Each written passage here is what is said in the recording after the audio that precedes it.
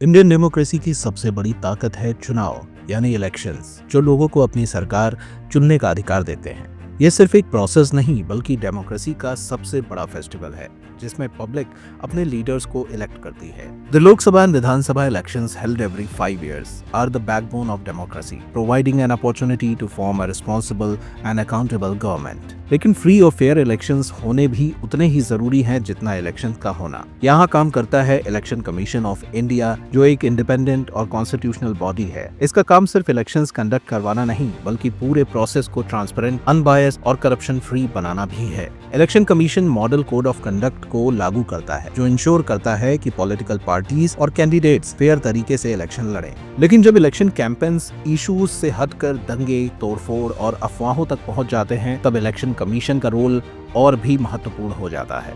उसका फर्ज है कि वो डेमोक्रेसी की सोल को बचाए और एक ऐसे चुनाव को संभावित करे जो सच में लोकतंत्र की असली आवाज हो। ऐसे में ये बेहद जरूरी है कि इलेक्शन कमिश्नर्स का भी अपॉइंटमेंट फेयर और ट्रांसपेरेंट मैनर में हो और उन्हें हर तरह से पॉलिटिकल या एग्जीक्यूटिव कंट्रोल से फ्री रखा जाए। बायस फ्री और इंडिपेंडेंट इलेक्शन कमीशन के गठन के लिए time to time rules change किए जाते रहे हैं। रिसेंटली इन्हीं नए रूल्स के तहत ज्ञानेश कुमार को नया चीफ इलेक्शन कमिश्नर अपॉइंट किया गया है। पर ये नए रूल्स है क्या, पहले प्रोसेस कैसा था और सबसे बड़ा सवाल, ये चेंज क्यों किया गया?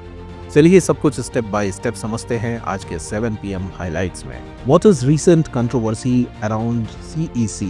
सबसे पहले बात करते हैं नए सिलेक्शन प्रोसेस की, जो chief election commissioners and other election commissioners act 2023 के अंडर इम्प्लीमेंट किया गया है। इस एक्ट के तहत प्रेसिडेंट के द्वारा एक सिलेक्शन कमेटी की रिकमेंडेशन पर CEC और इलेक्शन कमिश्नर्स को अपॉइंट किया जाएगा।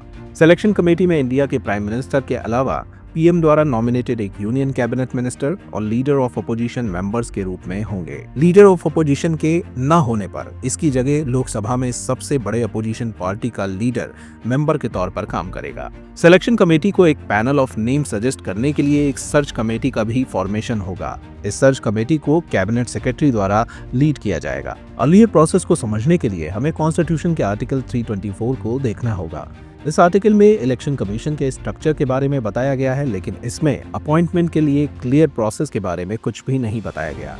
In the earlier system, the president used to appoint the election commissioners, but this decision was made based on the recommendation of the prime minister and the council of ministers. 1991 के act के अंदर भी selection का कोई specific method define नहीं किया गया था। इस तरह अर्लियर सिस्टम में चीफ इलेक्शन कमिश्नर्स के सिलेक्शन में एग्जीक्यूटिव कंट्रोल बहुत ज्यादा था। Changes in the new law.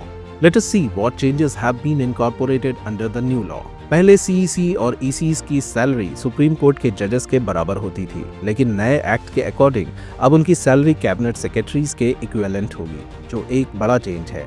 इसके अलावा पहले इन पोस्ट के लिए कोई स्पेसिफिक एलिजिबिलिटी क्राइटेरिया नहीं था, मगर नए एक्ट में कुछ कंडीशंस स्पेसिफाई की गई हैं। अब कैंडिडेट का पर्सन ऑफ इंटीग्रिटी होना बेहद जरूरी है। उसके पास इलेक्शंस के मैनेजमेंट और कंडक्ट का एक्सपीरियंस होना चाहिए और वो गवर्नमेंट में सेक्रेटरी या उससे इक्विवेलेंट पोजीशन पर काम कर चुका हो। How is new process different from earlier one? सब कुछ नहीं बदला है, कुछ प्रोविजंस वैसे ही रखे गए हैं, जैसे कि टर्म एंड रीअपॉइंटमेंट, जिसमें CEC और ECs का टेन्योर 6 years का होगा या जब तक वो 65 years की एज अचीव नहीं कर लेते, या इसमें जो भी पहले हो, और इन्हें दोबारा अपॉइंट नहीं किया जा सकता। रिमूवल प्रोसेस भी अनचेंज्ड है। CEC को सिर्फ तब हटाया जा सकता है जब सुप्रीम कोर्ट जज की तरह उनका इम्पीचमेंट हो, और ECs को सिर्फ CEC की रिकमेंडेशन पर ही रिमूव किया जा सकता है। Need for new law. A major reason behind this new selection process was the Supreme Court decision in the Anup Barnwal versus Union of India case. The Supreme Court stated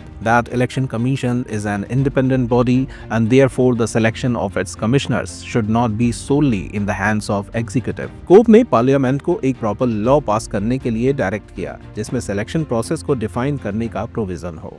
इस नए law के बनने तक court ने एक selection committee suggest की, जिसमें prime minister, leader of opposition in Lok Sabha और chief justice of India as a member शामिल थे। However, when the government introduced new rules in 2023, the Chief Justice of India was removed from the list and replaced with a union cabinet minister. As a result, the government's control over this process increased even further. What are the legal challenges?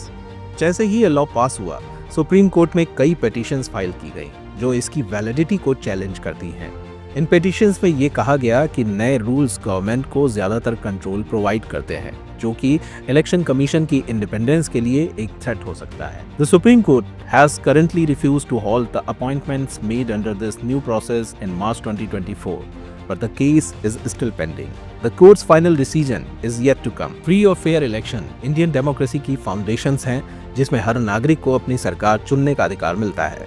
Election सिर्फ एक process नहीं बल्कि एक responsibility है जो देश के future का निर्माण करती है।